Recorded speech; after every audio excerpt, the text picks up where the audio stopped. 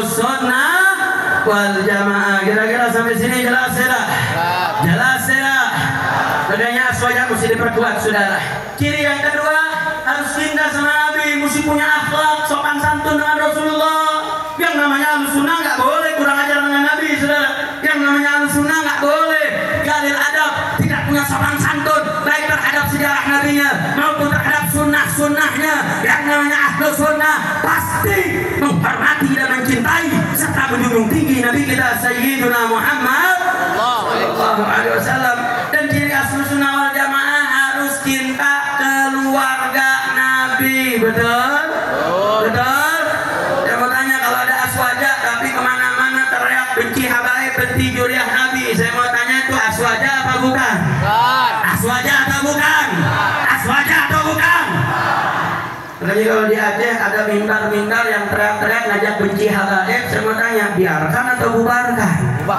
Biarkan atau bubarkan? Siap bubarkan yang benci dengan habaib? Siap ganyang yang benci habaib? Takbir! Tidak ada ahlus sunnah wal jamaah ngajak benci ahlul bait Nabi, nggak ada, saudara. Dan ciri ahlus sunnah wal jamaah yang keempat adalah cinta para sahabat. Nggak ada tuh ngajak benci Sayyidah Aisyah, ngajak benci Sayyidina Abu Bakar, ngajak benci Sayyidina Umar. Itu bukan aswaja, itu bukan ahlus sunnah wal jamaah. Dan juga ahlus sunnah harus hormat takdim kepada ulama dan cinta kepada umat. Itu ciri ahlus sunnah wal jamaah. Dan itu semua ada di Aceh, saudara. Itu semua lengkap di pondok-pondok pesantren, di majelis-majelis. Makanya Aceh harus menjadi lokomotif pergerakan Islam di Indonesia, insya Allah. Kira-kira sampai sini jelas ya? Jelas ya? Siap lanjutkan perjuangan untuk tegakkan syariat? Siap jaga syariat? Siap berbuat aswaja?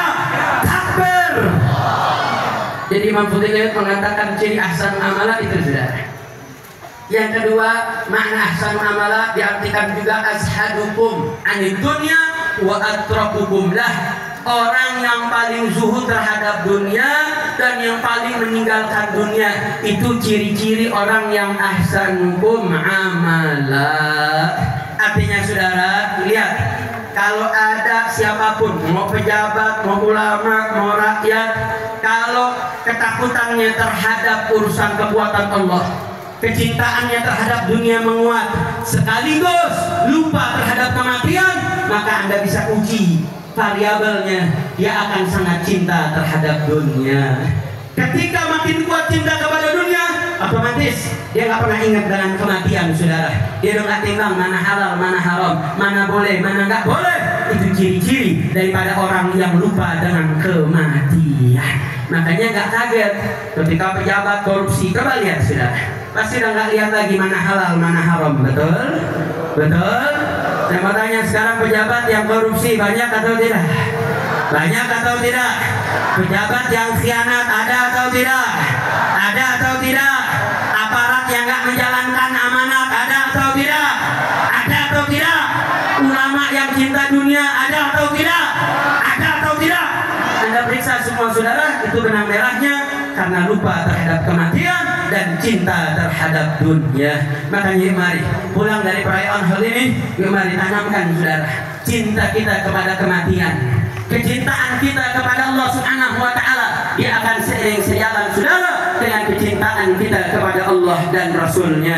Dan sebagai penutup, bagaimana pelajaran cinta kepada kematian menjadi salah satu parameter ujian yang paling realistis kita bisa lihat adalah saudara para pejuang kita di Palestina, saudara.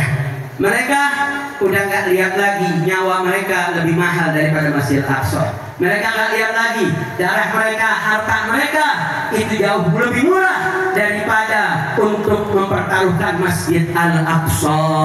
Artinya apa, saudara?